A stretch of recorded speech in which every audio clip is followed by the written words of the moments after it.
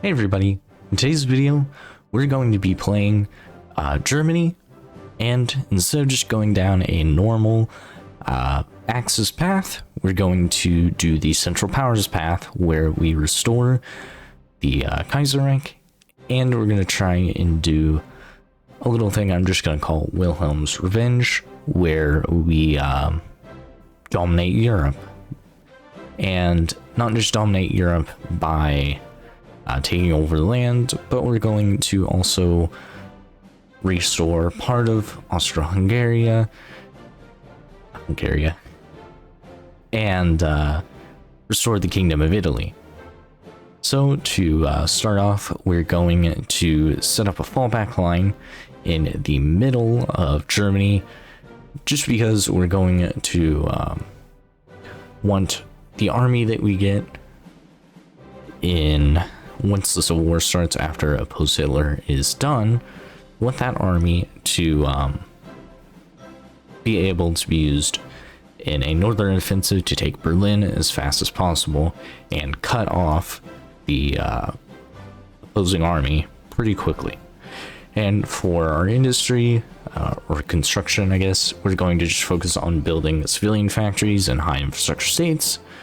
And for military, it's going to be 10 on infantry equipment, 5 on support equipment, 5 on towed artillery. We don't need to produce light tanks right now, 5 on trucks, and then 15 on fighters and 10 on basic close air support. And then I'm just going to put max stockyards on all of our ships.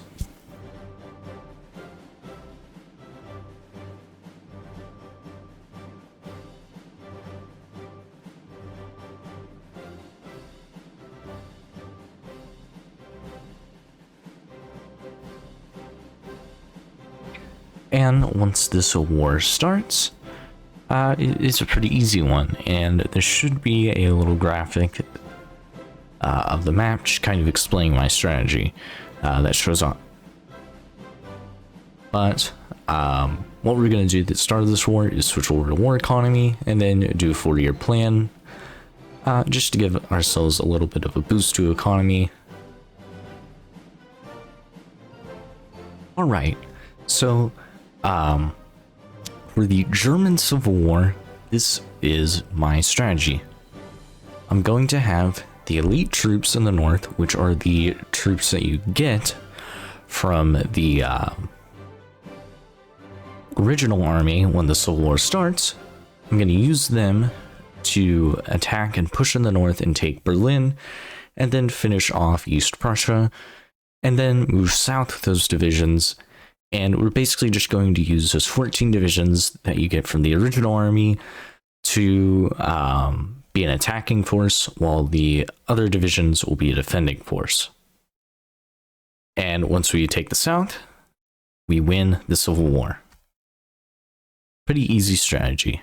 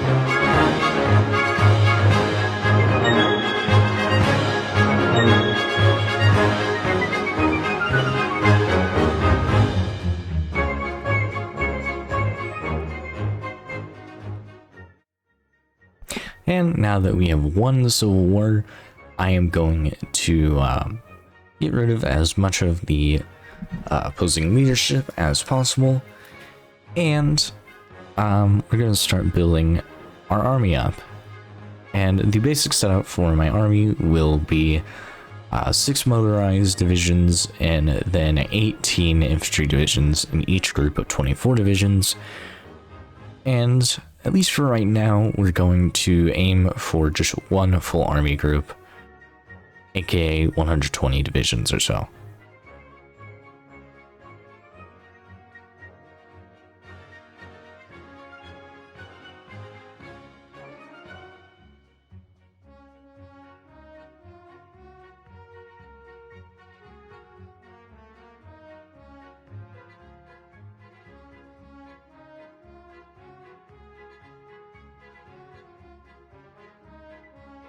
And after finishing the economy focuses and the extra research slot, we're going to actually start going over to secure the new state and moving down to the focuses that allow us to get the Kaiser back in power.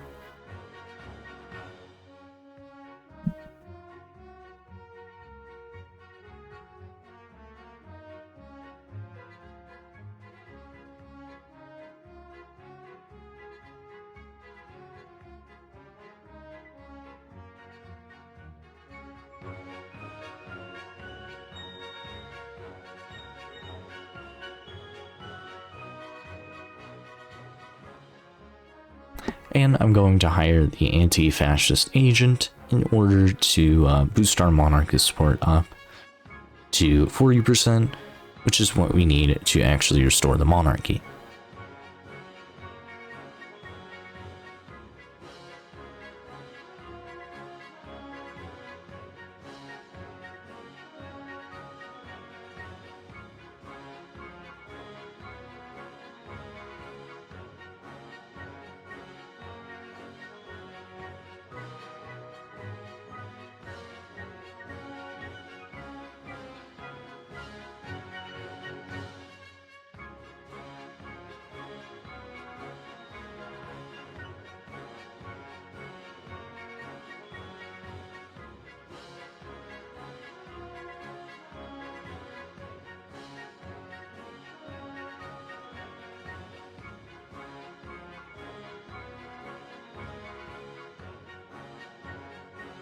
And for tanks, we'll just be going with the basic tanks that you get from the National Focus Treaty with USSR. This is just simply because I kind of just don't want to bother with specific production, and also France changes ideologies. I think this just happens whenever you change ideologies as Germany.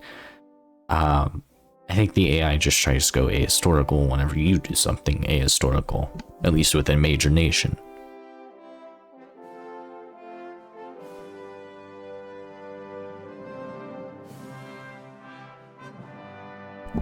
And around this time, we're also going to start building military factories.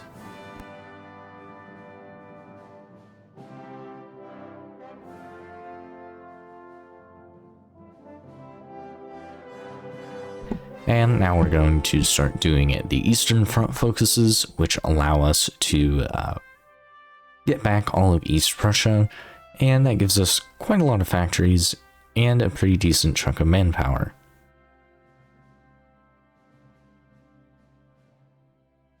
Also, I would like to mention that it is kind of cool that the Soviet Union was a little bit more aggressive this game, since that made it a little bit more challenging to actually defeat them later on.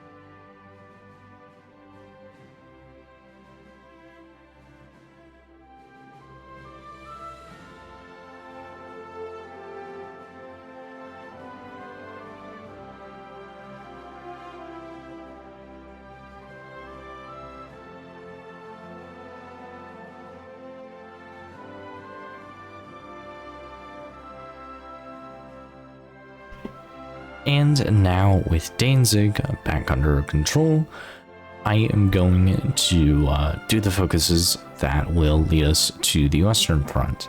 Specifically, I'm going to do the focuses that allow you to restore Austria-Hungary and restore the Kingdom of Italy. Also, for my tank division, it's just going to be a double-sized base panzer division, but obviously with medium tanks instead of light tanks.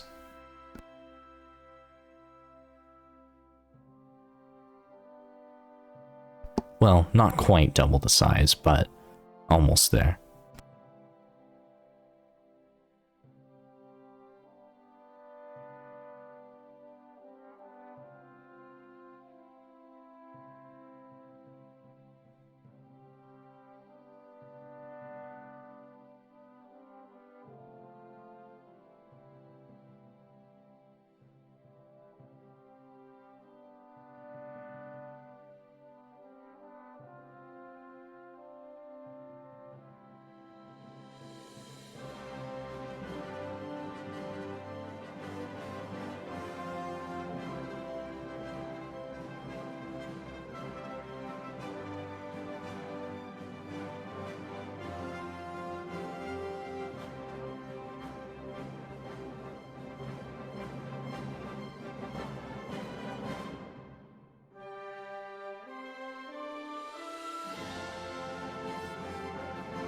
And I'm only going to train 12 of these medium tank divisions, as that's really all I think I need to micromanage and defeat the AI pretty easily.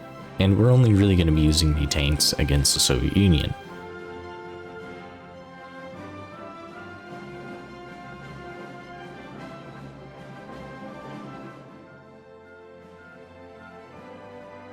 And now with the Kingdom of Italy restored and Mussolini overthrown, I am going to start doing the focuses that actually lead to World War II, which will actually be a pretty quick war, since we've had quite a lot of time to build up, and I think that your economy is actually better as the German Empire. Also, Hungary decided to be stupid and tried to take on Romania and Czechoslovakia at the same time. And they held out longer than I expected, but they still got defeated.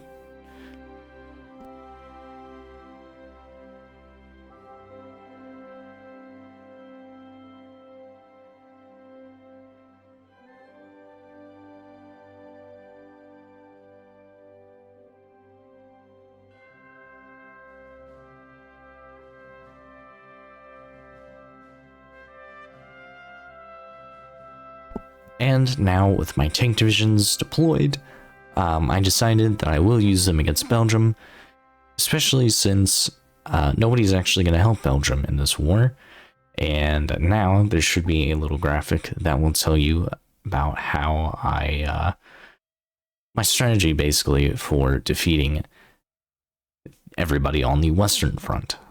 And now that I have an opportunity to attack both Belgium and France without the UK coming in, since France for some reason decided to change ideologies, my battle for the Western Front starts.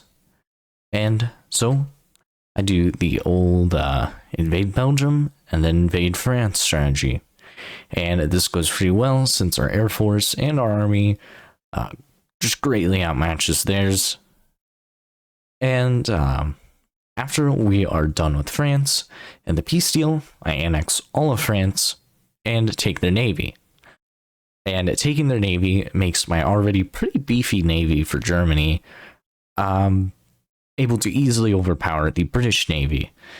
But first we gotta deal with Luxembourg, which isn't too hard, and the Netherlands. And main reason that we have to deal with the Netherlands is the British were able to influence them trade-wise and make them join the Allies. But we land through the English Channel, since our navy is just plain superior to the British Navy, which is unusual in a Germany game, but I built my navy up pretty well, and with that naval invasion, Britain falls pretty quickly.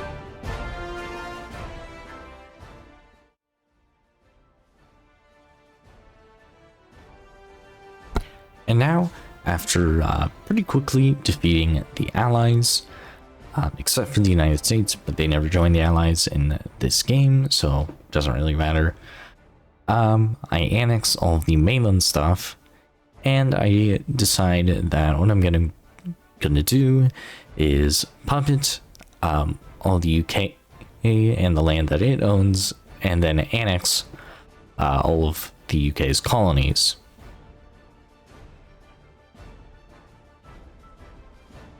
And now, sadly, we're going to have to go after Poland, even though we did guarantee them, just simply because I want a longer border to fight the Soviets with.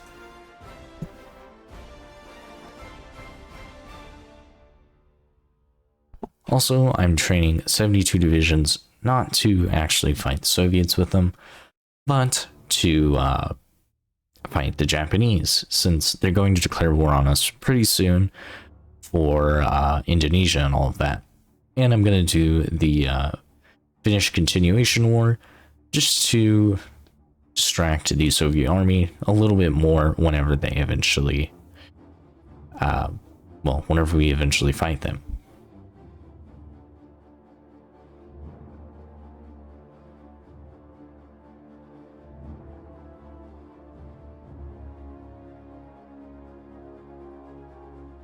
And the war with Japan is pretty simple. I just send those 72 divisions that I'm training up over to Asia, and we just use our superior navy to do naval invasions, while the Japanese army is basically just all in China. And obviously the war with Poland pretty easy. They joined the Japanese, but I mean, they're no match.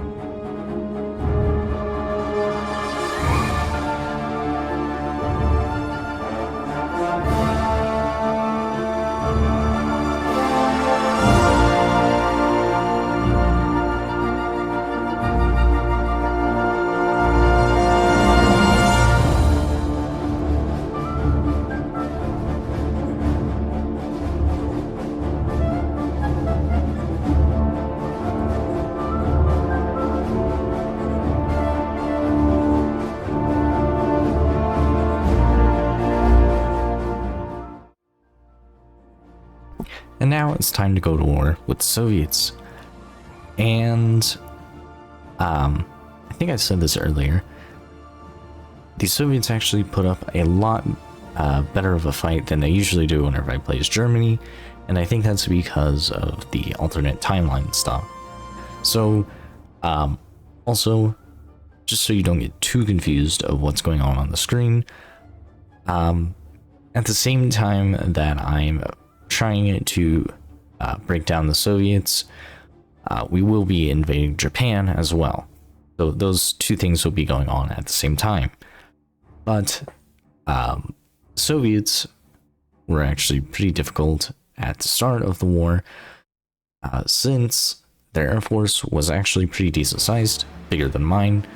It's just that it wasn't as high quality, but it still took some time to break down with my air force. So really what I did to win this war was just whittle down their air force. Just whittle down their air force little by little until they didn't have enough of an air force to actually do like close air support and stuff like that against my troops.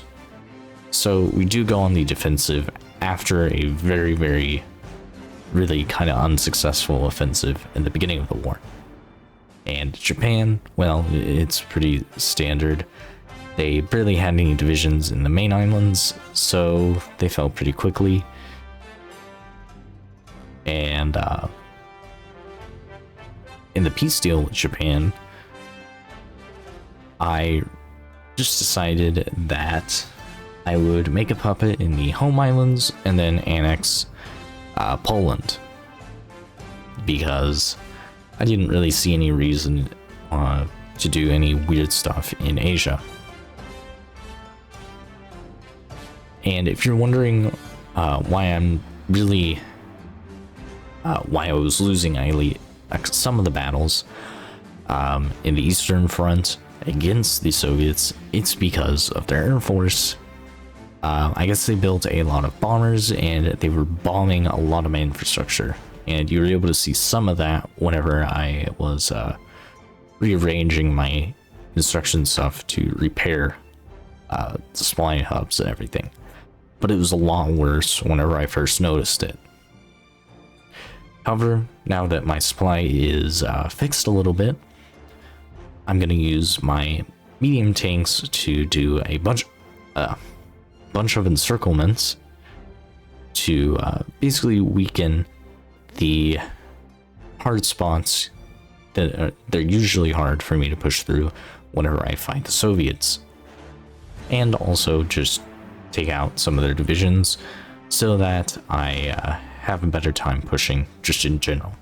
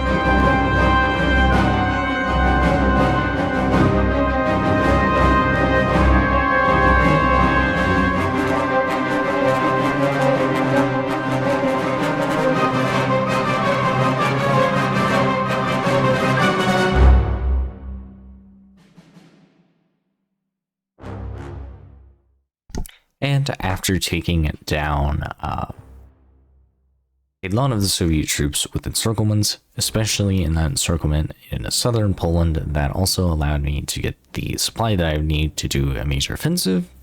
I do, well, just that, a major offensive. And what's funny is also Iran, joins us, and they actually hold out for the entire war against the Soviets, so I give them a little bit of a reward when this war is over.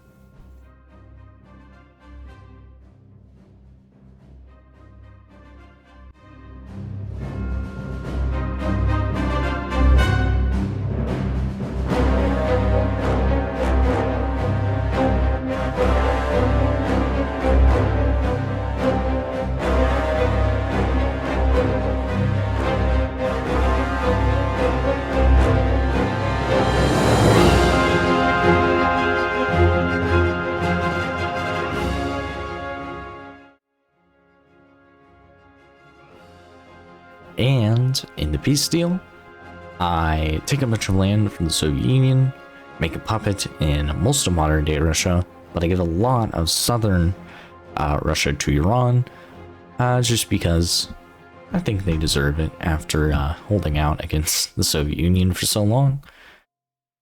And yeah, that's pretty much it for this video.